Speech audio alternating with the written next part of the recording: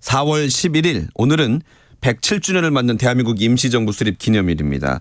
우리 국호인 대한민국 그리고 우리가 누리는 민주공화국의 시작인 대한민국의 임시정부 또 조국의 독립을 위해 부단히 노력한 우리 선조들의 피와 땀이 서린 곳이기도 한데요.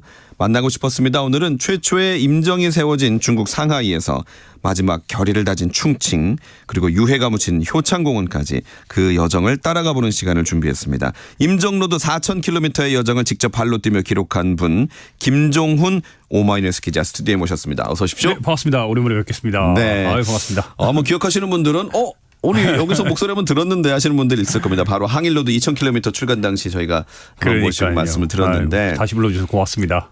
다시 듣고 싶은 얘기가 좀 있었습니다. 오늘도 지금 그 도슨트를 마치고 오시는 길이라고 방금 말씀하셔서 어디서 어떤 도슨트를 하셨습니까? 안산에 있는 작은 그 미술관이 하나 있는데 안산갤러리라고 네. 그곳에서 도슨트를 생애 첫 사진전을 하고 왔어요.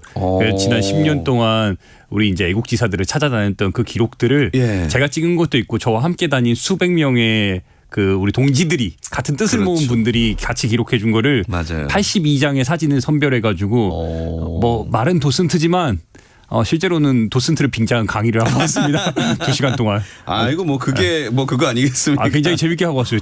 왜냐하면 사진을 놓고 네. 그 기록을 대한민국의 탄생부터 광복 막 이 기록들을 하나하나 놓고 보니까 네. 그 오늘 참여하신 분들이 한 50분 됐는데 예. 너무 저도 재밌고 오. 뜨겁더라고요. 특히 날이 날이니만큼 오늘 더더욱이 아이들이 그 지역 아이들이 30여 명이 같이 했는데 네. 더 뜨겁고 귀하더라고요 정말. 지금 저희 유튜브 댓글을 통해서 많은 분들께서 반가움의 댓글을 남기고 계시거든요. 오늘도 쉴 새 없이 바쁘신 김종훈 기자님 반갑습니다. 이렇게 해주셨는데. 아유 고맙습니다. 네, 임정로드, 항일로드 다 적어주셨습니다. 오늘 그래서 항일로드 2,000km에 앞서서 임정로드 4,000km, 약산로드 7,000km에 대한 기록을 좀 듣고 싶습니다. 일단은 언제 어떤 계기로 이 기록을 남기기 시작을 했는지 들려주십시오. 한 10년 된 거예요. 제가 기자 생활한 지는 한 13년 정도 됐는데 제가 역사 좋아했습니다. 그러고 있잖아요. 우리 앵커님 어린 시절에 꼭 수학이랑 영어 이런 거 못하면서 있죠. 역사만 잘하면서 꼭 야 몇 년도에 뭔지 아냐? 기록하고. 그게 접니다. 그래서 저 굉장히 어린 시절부터 역사 좋아했고 네. 그냥 그 연도 이게 막 자연스럽게 암기가 됐어요. 네. 근데 이제 그러다가 이게 내가 역사를 좋아하는 게 언제부터인지도 모르겠어요. 굉장히 네. 좋아하다가 이제 기자 생활을 하다 보니까 내 취미가 무엇인지에서 고민을 하다가 예. 나는 우리 지사님들의 걸음, 그러니까 독립투사들의 걸음을 현장을 추적하고 요거를 확인하고 내 눈으로 직접 보고 기록하는 게 내가 진짜 좋아한다는 걸 알았어요. 아하. 그리고 가서 그 현장에 직접 가서 보니까 네. 윤봉길이 폭탄 던진 현장을 가서 보니까 가슴이 뜨거워지는 거예요. 네. 그리고 나 혼자서 가서 보니까 아까워요. 그래서 이 아까운 걸 기록하고 사람들이랑 같이 가야겠다 결심을 했어요. 네. 그래서 사람들과 조직해서 네. 조직이란 표현이 좀 너무 세지만 사람들과 아니요. 함께 같이 걸음을 이었고 이거를 국내 투어로 만들고 해외 투어로 만들어가지고 그렇죠. 2018년부터 해왔습니다. 네.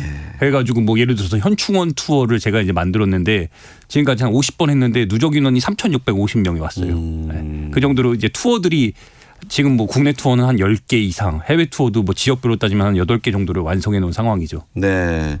기록과 동행이라는 의미가 있고 그렇죠. 저는 그 당시에 좀 인상적이었던 게 우리 지사님들한테 술 한잔 올려본 적이 있으십니까? 그렇죠. 라는 그 질문이 아마 많은 분들을 같이 가게끔 하시는 것 같아요. 그것이 목적이에요. 네. 좋은 옷을 입고 명품을 입자는 게 아니라 내가 가장 아끼는 좋은 옷을 입고 네.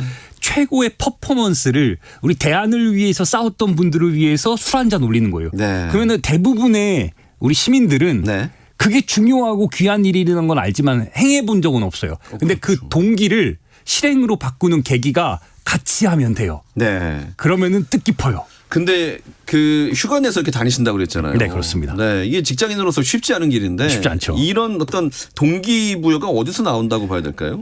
재밌고 좋아서 의미 깊어서 우리 지금 앵커님도 좋아하는 취미 있잖아요. 네, 네, 거기에 말 그대로 내돈내산으로 하잖아요. 그렇죠. 저도 네. 마찬가지예요. 네, 누가 시켜서 하는 게 아니니까. 그러니까 이게 네. 진짜 좋아서 제가 월요일부터 금요일까지 솔직히 법조 기자로서 너무 바빠요. 네. 근데 주말에 너는 언제 쉬냐 하는데 나는 쉬러 가는 게 답사가고 기록하고 말하고 이게 저한테 쉬는 겁니다. 맞습니다.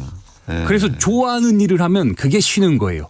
개인적인 거 하나 여쭤봐도 됩니까? 네네. 가족 가족들은 이제 좋아하시나요?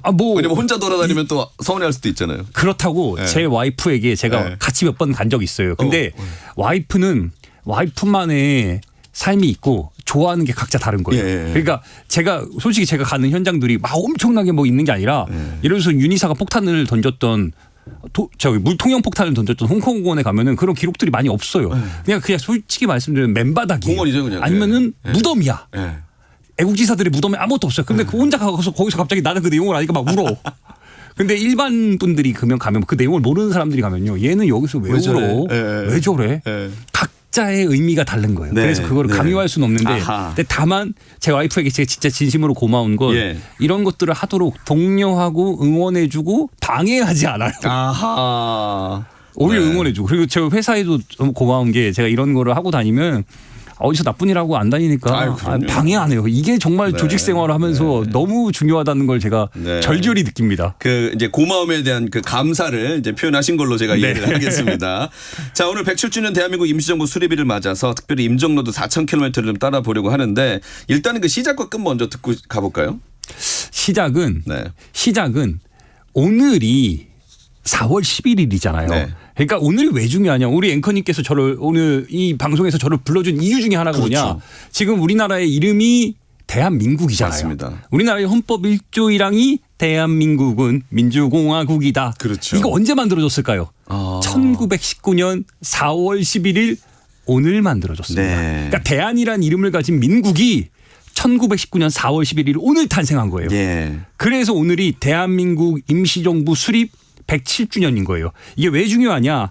그 당시에 지난달에 이재명 대통령이 3.1절 기념사를 하면서 3.1혁명이라는 말을 12차례나 얘기를 했어요. 근데 갑자기 3.1절이 왜 혁명일까 이렇게 궁금해하셨을 텐데 그게 왜 중요하냐. 3.1 운동에 그러니까 1919년에 그 들불처럼 우리나라에서 200만 명의 그 국민들이 대한의 만세를 외칩니다. 그 뜻을 이어 모아서 그 뜻이 모여서 대한민국 임시정부가 상하이에서 만들어지는 거예요. 그 날이 우리 지사들이 모여서 만든 날이 4월 11일이요. 그날 국호를 정하니 그게 대한민국이요. 그날 헌법을 정하니 1조 1항이 지금의 우리의 1조 1항과 같은 대한민국은 민주공화국이라는 거예요. 거기서부터 출발점이 지금까지 이어져 있고 그 시작점이 상하이요. 그리고 우리가 해방과 강복을 맞이한 곳이 충칭이라는 곳입니다. 그리고 저는 이거를 내가 직접 가서 보니까 이걸 어떻게든 나 혼자 이 귀한 걸 나 혼자 간직하면 안 된다. 그래서 임정과 로드를 붙여서 임정로드라는 단어를 만들었고 이걸 책으로 만들어서 제 책은 가이드북입니다. 여행 가라고. 이 책이 나온 지가 근데 6년인데 19년 1월 2일에 나왔습니다. 9년도. 그러니까 그때 이 책을 만든 이유는 100주년이었으니까. 100주년이었으니까. 그래서 2017년부터 준비한 책이거든요. 그래서 2019년 1월에 나왔고 그리고 벌써 이제 6년 됐는데 엄청 많이 보셨어요. 많이 팔렸고. 근데 임정로드까지는 이제 방금 설명드려서 알겠는데 그 밑에가 4,000km입니다. 아니 4,000km까지 이 길어진 이유가 있을 거 아닙니까? 그게 일제가 그렇게 그냥 쫓아다니면서 타나봐요. 그렇죠. 우리가 상하이에서 출발한 게 맞아요. 상하이에서 출발을 했는데 1919년 4월 11일에 대한민국 임시정부가 완성됐는데 1932년 4월 29일 날 무슨 일이 벌어지냐. 상하이에서 우리 지사들이 계속해서 독립운동하고 거기서 대한의 독립을 위해서 싸웠어요. 근데 32년 4월 29일에 충남 예산 출신의 24살 만 24살 청년 윤봉길이 일제 군신이라 불리던 시라카와 요시노리에게 물통형 폭탄을 던져서 폭사시킵니다.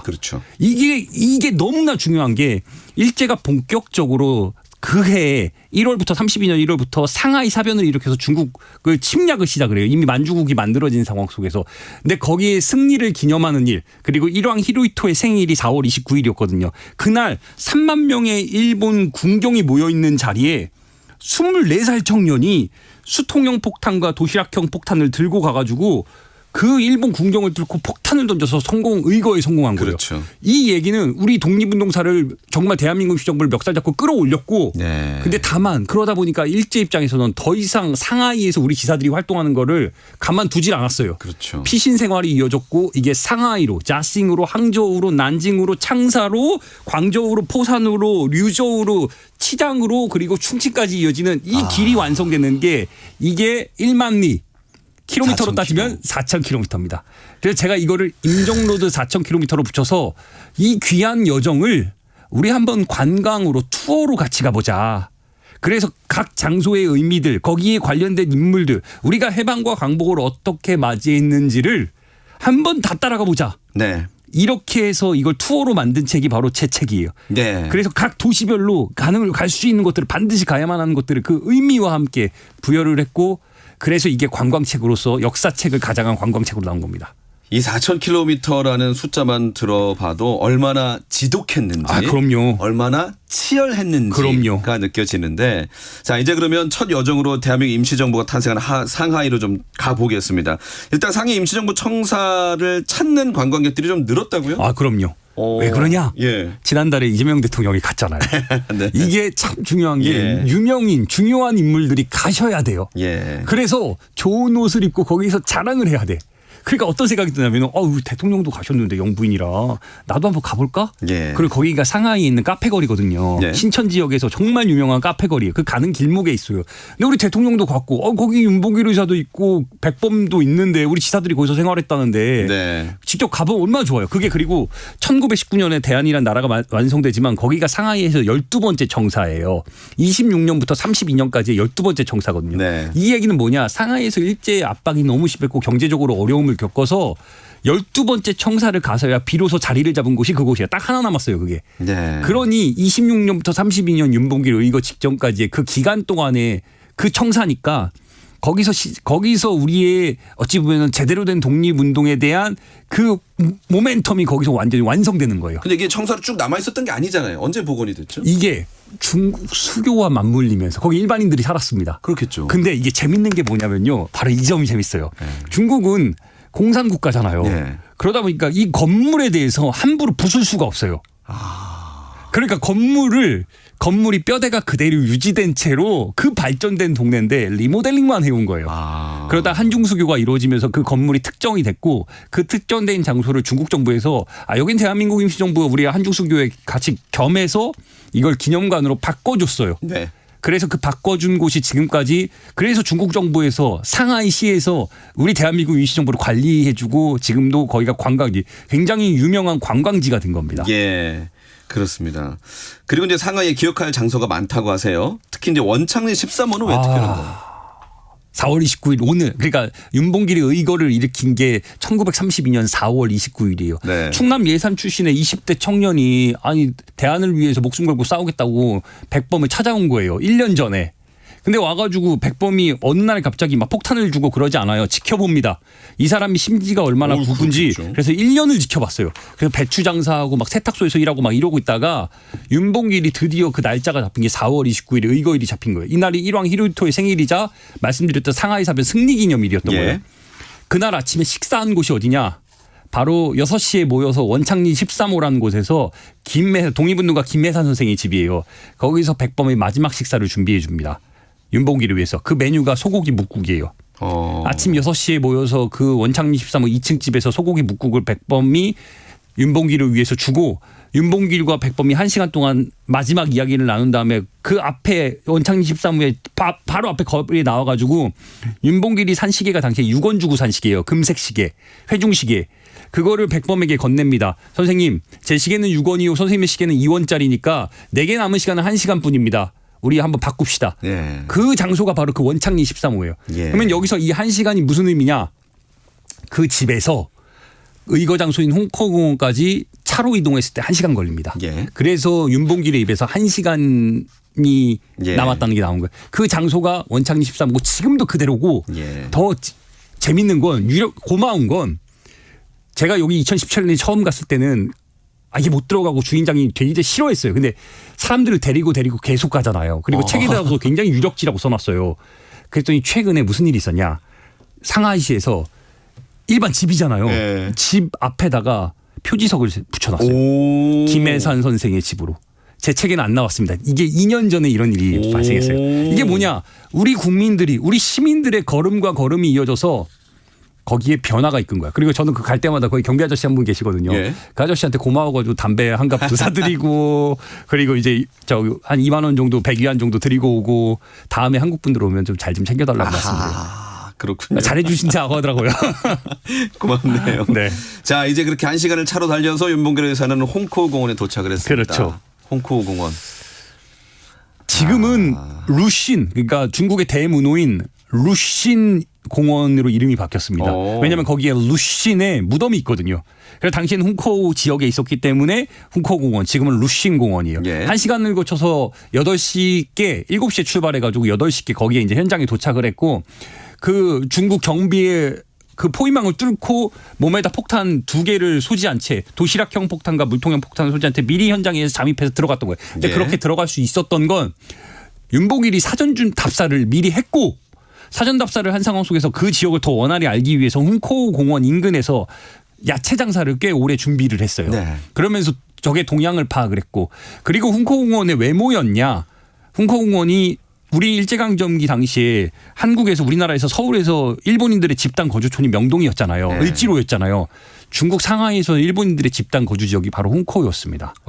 그래서 그곳에서 모이기 원활한 장소이기 때문에 거기서 행사가 있었고 너른 광장이 있었고 그래서 윤봉길이 그 자리에 미리 들어가서 11시 40분께 비가 추적추적 내릴 때 기미가요가 울려 퍼질 때 3만 명의 군경을 뚫고 들어가서 몸에 있던 물통형 폭탄을 던집니다. 물통형 폭탄을 던지고 그게 꽝 터졌던 거예요. 근데 이렇게 의거에 성공할 수 있었던 가장 결정적인 이유는 윤봉길의 용기와 기백이 뛰어나기도 했지만 가장 중요한 건 이봉창의 의거가 실패했기 때문에 그런 거예요. 이게 참으로 아이러니인데 이봉창이 1월에 도쿄에 가서 일왕이탄 마차가 지나갈 때 폭탄을 던지는데 그 폭탄이 불발합니다. 예. 터지는데 소리만 요란했어요.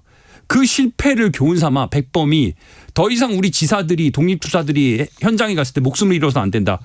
폭탄의 성능을 미친 듯이 개발하고 개발했어요. 그래서 그 폭탄이 터질 수 있었고 그 시라카와 요시노리라는 인물이 죽는데 그 사람이 일제의 그러니까 안중근이라는 우리 독립투사가 이토 히로부미 일본의 심장이라고 불리던 사람을 죽였어요. 예. 근데 윤봉길은 시라카와 요시노리가 일제의 군신이라 불리던 사람입니다. 그 사람을 죽인 거예요. 그래서 우리 독립운동사에서 우리 지사님들이 다 영웅이긴 하지만 공식적으로 영웅이란 칭호를 받는 2명이 누구냐. 예. 한 명이 안중근이요. 2번째가 윤봉길인 그렇죠. 겁니다.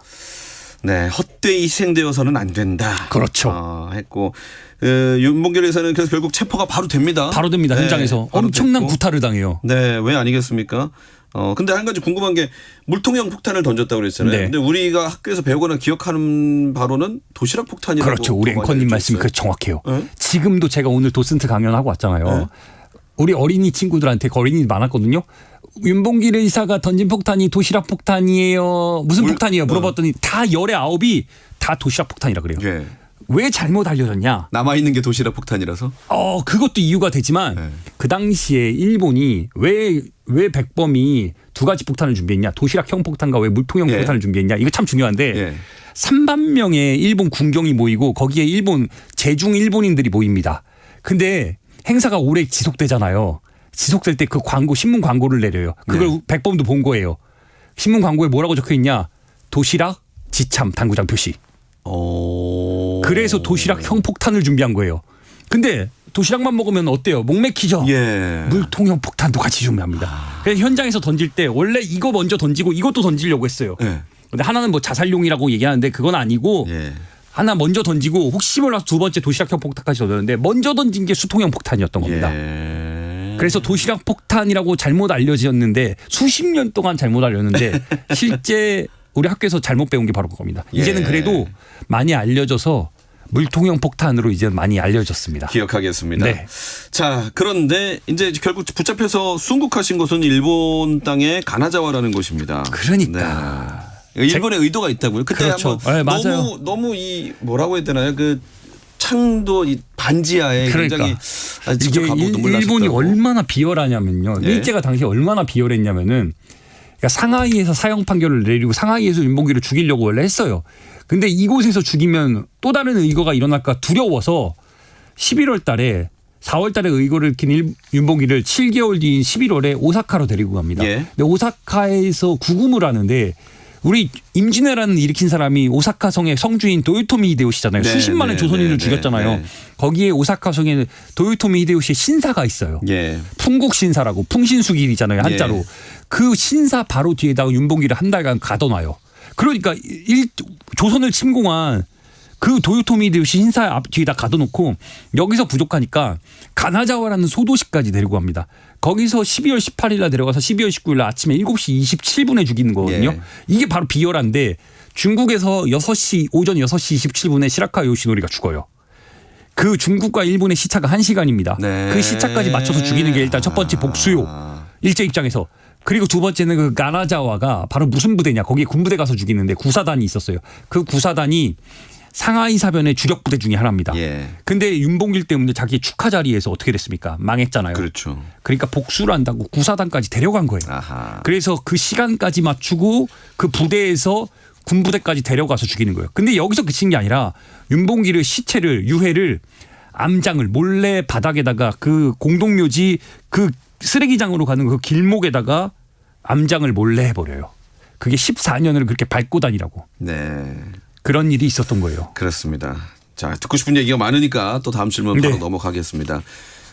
그 이후로 이제 대대적인 탄압이 시작이 됩니다. 그렇죠. 그 가운데서 김구 선생님과 깊은 우정을 나눈 중국인 추풍청 선생의 이야기도 소개를 해 주십시오. 그러니까요. 이게 중국어로는 이제 추후청 그리고 이제 한자로는 저보성이라는 인물인데 우리로 치면 경기도 지사 같은 분이에요. 굉장히 높은 분입니다. 법무부 예. 장관 같은 높은 분을 하셨던 실제로 그런 고관 대작인데 제가 우리 앵커님한테 한번 묻고 싶습니다. 윤봉길의 의거의 주범이 윤봉길은 잡혔으니까 백범이 이제 주범이 됩니다. 그렇죠. 그 백범이 당시에 현상금이 지금 우리나라 기준으로 200억이었어요. 와. 200억. 진짜 잡고 싶었나 봐요. 진짜 잡고 싶었어요. 근데 문제는 일본 경찰들이 잡으러 다니지 않았어요. 한국인 밀정들이 잡으러 다녔어요. 그때도 그 친일파들이 밀정들이 거기서 200억인데 문제는 그 저보성이랑 추푸청이란 사람이 백범을 그 전에 만나지도 않았어. 예? 근데 백범이 일제에 같이 맞서 싸운 동지라는 이유로 중국을 침략한 일제에 맞서 싸운 동지라는 이유로 그 대표격이란 이유로 장소를 마련해서 3년이나 도와줍니다. 그래서 몰래 장소를 짜싱이라는 곳에 물의 도시거든요. 거기다가 그 자싱에다가 200억의 현상금을 가진 사람을 3년을.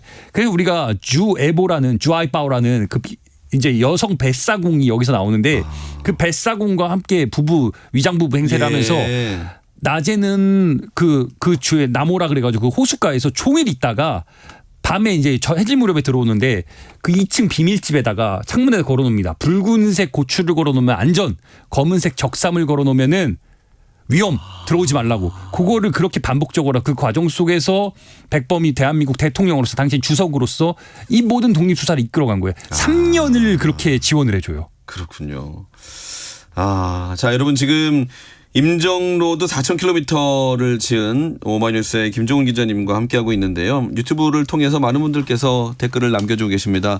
특히 이제 앞으로 소고기 묵국 먹으면 우리 윤봉길 다 생각날 것 같다고 그렇게 올려주고 계시고요. 직접 들으면 더 재미있다고 이 해설 지금 김 기자님의 역사 이야기가 귀에 쏙쏙 들어오고 있다라고 해주고 계십니다.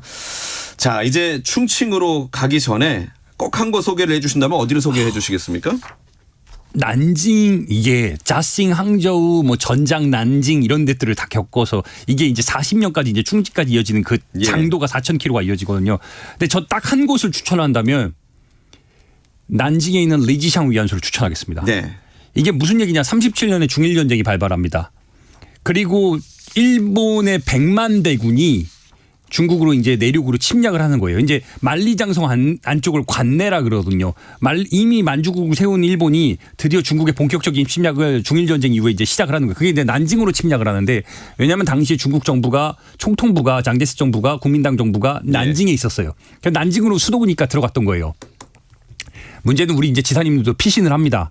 일본에 워낙 화력이 세니까 네. 같이 피신을 해요. 네. 근데 문제는 나라가 망하면 그래서 제가 이 생각이 더 많이 드는 건데 나라가 망하면 누가 피해를 당하냐?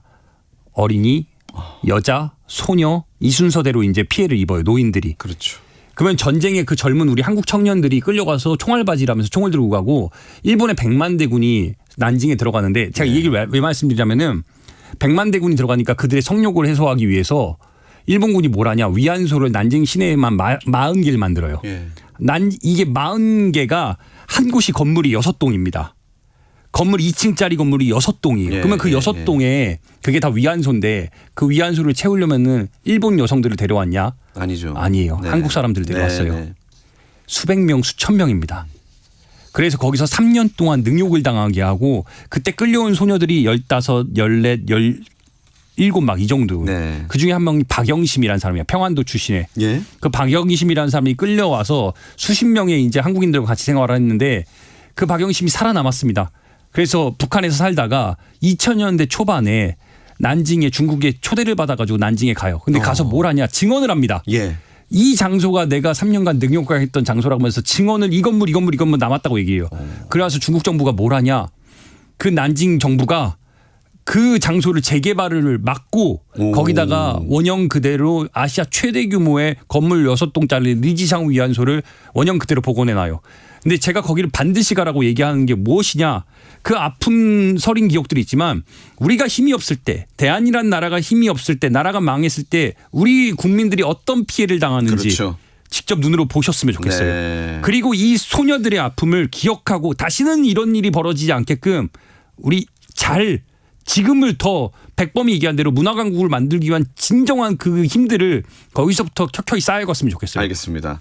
자, 충칭 임시정부로 이제 왔습니다. 충칭 임시정부는 언제 어떻게 세워졌나요? 이게 1900 피신과 피신을 겪다가 드디어 충칭까지 간 거예요. 예. 우리 마라탕 많이 좋아하잖아요. 예. 그 마라탕 그 매운 음식의 본산이 바로 충칭입니다. 그래서 어디 가서 이제 학생들끼리 제가 항상 얘기하는 게 야, 너 어디 가서 마라탕 먹는데 너 어디서 이거 출발한 줄 알아? 충칭이에요. 마라탕이 거긴데 네. 거기가 분지예요. 분지. 인구가 3천만이 넘어갑니다. 그 분지가. 그래가지고 아파트들이 다 60층, 50층이래요. 그때도 인구가 많았어요. 근데 거기에 이제 우리가 이제 해방과 1940년대부터 거기서 이제 생활을 하는데 거기서도 4번이나 장소를 옮겨요. 네. 폭격 때문에. 그러다가 이제 마지막 청사가 지금 남아있는 연화지 청사예요. 그곳에서 해방과 광복을 맞이했고 그 연화지 청사가 왜 중요하냐. 지금 원형대로 남아있어요. 원형대로 남아있고 네. 우리 광복군들이 학도병으로 끌려가가지고 장준하 선생이나 김준엽 선생 이런 분들이 수천 킬로미터를 걸어서 애국가를 부르면서 1940년대 광복군으로 합류를 해요. 네. 일본군이었던 우리 지사들이 청년들이 그곳에 합류를 합니다. 그래서 그들이 광복군의 주축이 돼서 한국으로 독립을 위해서 싸우러 가는 전쟁을 준비를 합니다. 네. 그 위대한 장소가 바로 충칭 연화지 청사예요. 그리고 그곳에서 1945년에 해방과 광복을 맞이한 다음에 그 유명한 백범의 계단에서 좋은 옷을 입고 태극기를 들고 한국 기념사진을 찍어요. 그래서 우리나라 헌정사상 최초로 현역 대통령 중에 문재인 대통령이 그곳에 2017년 겨울에 갔었고 이재명 대통령이 경기도지사 시절에 부인 김혜경 여사와 함께 그곳에서 가서 사진을 찍었던 거예요. 네. 묵직한 모습으로. 그래서 저는 항상 말씀드린 게 이 책의 마지막 부분이 부제가 임종로대 마지막에 일생에 한 번은 백범의 계단에 서라는 게 예. 일생에 한 번은 그 계단에 서서 해방과 광복을 맞이한 그 계단에 서서 내가 가장 좋아하고 아끼는 옷을 입고 어디든 자랑할 수 있게 그곳에서 멋진 모습으로 우리 지사님들처럼 문재인 대통령처럼 이재명 대통령처럼 사진을 찍어보세요. 네. 그리고 자랑하세요. 네. 그리고 그곳에 꼭 가보세요. 네. 그러면은 인생에 있어서 이거보다 더 귀한 순간이 없습니다. 제가 자신할 수 있어요. 네. 다 프로필 사진이 다 바뀝니다. 그걸로. 아, 그 메신저의 프로필 사진이 그럼요. 다 이걸로 바뀐다는 프로필 사진, 말씀이죠. SNS 다 바뀝니다. 네. 네, 기억하겠습니다. 그 이제 충칭이 중요한 이유 중에 하나도 광복군이 여기서 창설이 그럼요. 되지 않습니까? 1940년 9월 17일에 그래서 우리 국군의 뿌리가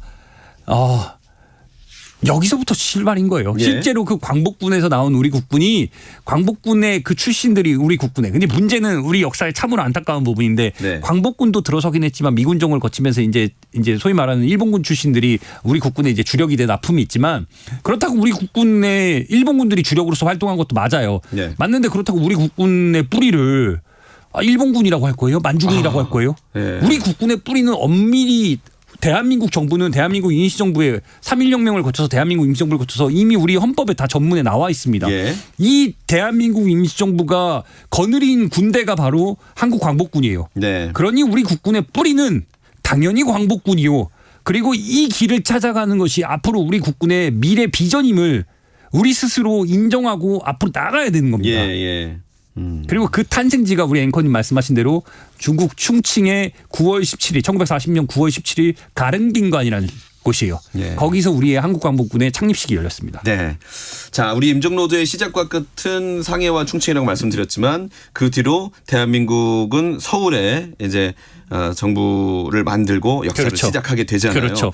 그 대한민국 안에서의 그 서울 정부도 좀 잠깐 이야기를 듣죠. 예. 이제 백범이 돌아오고 나서 우리 지사님들이랑 11월에 돌아오고 나서 어디로 자리를 잡았냐. 대한민국 임시정부의 청사가 있었습니다. 예. 그 청사가 바로 지금의 강북 삼성병원 그 앞에 있는 경교장이에요. 예. 백범이 순국한 그곳이 바로 우리나라 대한민국 임시정부의 청사로서 그래서 지금도 복원돼서 백범의 이제 순국 장소로 알려졌지만 그 경교장이 대한민국 임시정부의 마지막 청사였어요. 네. 거기도 가보시면 좋고 근데 저는 이제 그럼에도 불구하고 딱 한 곳을 서울에서 가볼 곳을 따진다면 저는 효창원을 추천드립니다. 예. 거기에 324의 묘역도 있고 대한민국 임시정부 요인들의 묘역도 있고 백범의 묘역도 있고 무엇보다 뭐가 있냐 백범 기념관이 있습니다. 그곳에 가서 백범의 일생과 우리 지사님들의 무덤을 올리고 최근에 참 고마운 게 뭐냐면요. 서대문 형무소 끝자락에 네. 옛날에 서대문 의회 자리에 대한민국 임시정부 기념관이 생겼어요. 예. 그게 생긴 지 몇 년 안 됐습니다. 그곳에 가면 대한민국 임시정부의 올곧은 역사를 한눈에 보실 수 있어요. 네. 대한민국 임시정부 기념관 서대문 형무소 묶어서 보시면 됩니다. 예. 이제 2분 정도 남았는데. 네, 벌써. 그러니까요. 우리 이제 댓글을 통해서 그 도시락 폭탄이 아닌 수통형 폭탄이라는 거 처음 알았다고 하시는 분들도 계시고. 네. 일제의 잔혹함에 끌려다닌 우리 손으로 생각이 너무 속상하다는 분 계시고 무덤 전문 기자라고. 예, 제가 무덤을 좋아합니다. 근데 저희 모든 또 관심사 중에 하나가 안중근 의사의 유해 찾기입니다. 최근에 좀 결정적인 단서를 찾았다는 반가운 소식도 있다고요. 반가운 소식입니다. 제가 실은 재작년 여름에 한 달간 안식월을 내고 만주에 살았어요. 그 만주에 산 이유가 안중근의 유해를 찾고 싶어서. 이야. 정말로 내 인생의 첫 번째 안식월을 한 달을 거기다 다 쏟아 부었습니다. 이 자리에 사실 그 황기철 전 맞습니다. 예, 당시에는 그 네. 보훈 맞습니다. 보훈처장님 네. 모셨을 때도 그 말씀 들었는데 저도 한 달간 살았습니다. 어땠습니까? 예. 내가 제 솔직한 말씀은 쉽지 않을 거예요. 왜냐하면 시기적으로 이미 116년이 지났습니다. 예. 그리고 그 리순이라는 공간 자체도 개발이 많이 됐어요. 물론 야산을 특정한 곳이 지금 3군데 정도 되는데 그중에서 가장 유력한 곳으로 이번에 나온 거거든요. 근데 다만 포기하지 않고 정말 털끝이라도 뼈 한 조각이라도 나올 수 있는 그 희망으로. 왜냐하면은 이거는 대안이라는 이름을 가진 대한민국의 너무나 반드시 해야 될 숙명 같은 거예요. 왜? 우리 역사에서 딱 2명 영웅 칭호를 받은 게 안중근이요. 윤봉길입니다. 예. 그분의 유해를 제대로 모셔오지 못한 건 한국인들의 정말로 죄예요. 죄. 과오이자. 이제라도 제대로 모시겠습니다. 그리고 제가 끝으로 이 말씀만 드리면은 안중근의 위대함이 있을 수 있었던 건 그 가족들의 희생이에요. 예. 그리고 우리가 잊어서는 안 되는 게 안중근 가족들이 얼마나 큰 고통을 당했는지 안중근 동생들과 그 자녀들이 엄청나게 그렇죠. 큰 고통을 겪었습니다. 안중근의 유해를 찾아오면서 그 가족들의 삶에 대해서도 같이 반추해야 된다는 걸 정말로 꼭 말씀드리고 싶어요. 그래서 그 단서가 좀 나왔나요? 그 단서가 이번에 유력하다고 하는데 네. 제가 솔직히 말씀드리면은 네. 저는 51% 부정적으로 보고 있습니다. 제가 직접 그 현장을 한 달간 뒤지고 뒤졌는데도 그럼에도 불구하고 꼭 나왔으면 좋겠어요. 그래도 포기할 수는 없다. 그럼요. 네, 그렇습니다. 자, 2분 지났다고 댓글로 알려주시는데. 그래도 우리가 대한민국 임시정부를 기려하는 이유와 꼭 한 번은 임종로드를 떠나길 바라는 이유를 짧게 말씀하신다면요? 우리 시청자 여러분들께 제가 끝으로 말씀드리고 싶어요. 지금 우리나라 이름이 뭐죠? 대한민국이죠. 예. 우리 지금 헌법 1조이랑이 우리가 정말 자랑스럽게 지킨 나라가 대한민국 민주공화국입니다. 그 시작점이 오늘입니다. 그 자부심이 100년 넘게 이어질 수 있었던 건 우리 지사들이 대한이라는 이름을 가진 나라를 그곳에서 정말로 세웠기 때문에 문화강국 대한민국이 빌보드에서 1등하는 지금 우리나라가 완성된 겁니다. 이 나라 얼지 자랑스럽지 않습니까? 계속 지켜나가고 발전시켜 나가야 되는 게 우리 후임들의 역할입니다. 알겠습니다. 만나고 싶었습니다. 오늘은 대한민국 임시정부 수립 기념 107주년을 맞아 임종로도 4,000km의 여정을 따라가 봤습니다. 공동 저자입니다. 오마이뉴스 김종훈 기자와 함께했습니다. 고맙습니다. 네, S였습니다.